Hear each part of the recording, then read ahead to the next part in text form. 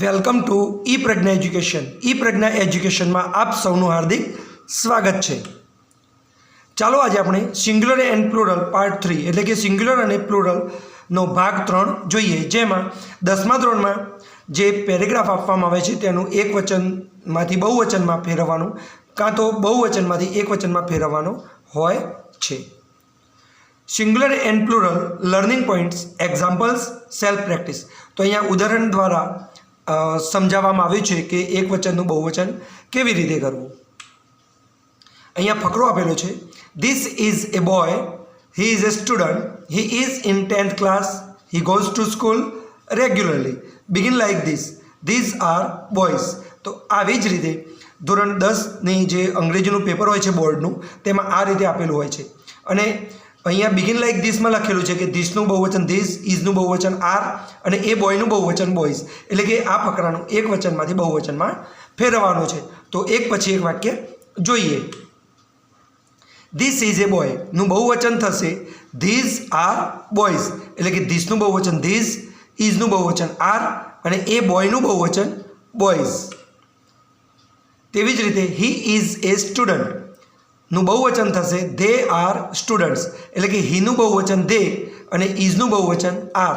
એ સ્ટુડન્ટનું બહુવચન students. He is in 10th class.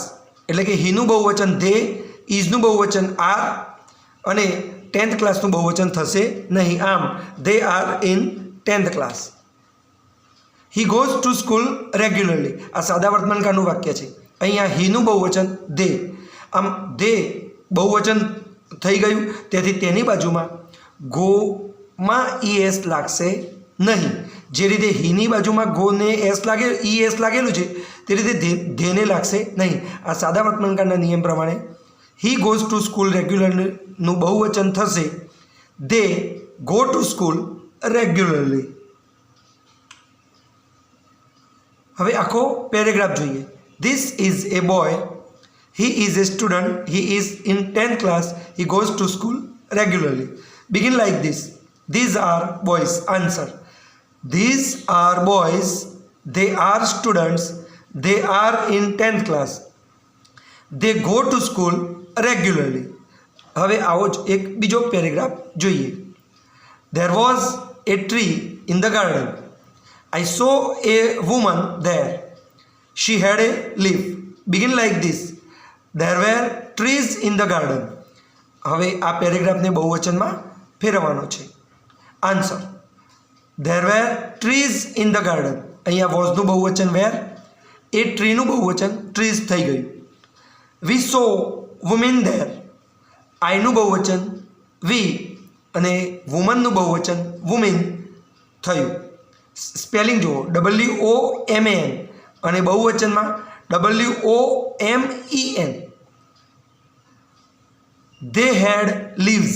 શીનું બહુવચન they, હેડનું હેડ અને એ લીફનું બહુવચન લીવ્સ થયું છે. હવે સેલ્ફ પ્રેક્ટિસ. તો આપ નોટ અને પેન લઈ લો અને સેલ્ફ પ્રેક્ટિસ માટે અહીંયા બે પેરેગ્રાફ આપેલા છે તે આપ લખી દો.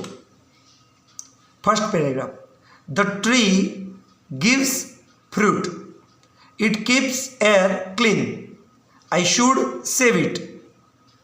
Begin like this, trees give fruits. Second paragraph Rahul was playing cricket, he saw a bird, it was flying in the sky. Begin like this, Rahul and his friends were playing cricket. તો તમે આ બંને પેરેગ્રાફને બહુવચનમાં ફેરવજો. Thanks for visiting E Pragya education. આપ સૌનો આભાર કે આપે મારો આ વિડીયો જોયો. Thanks again.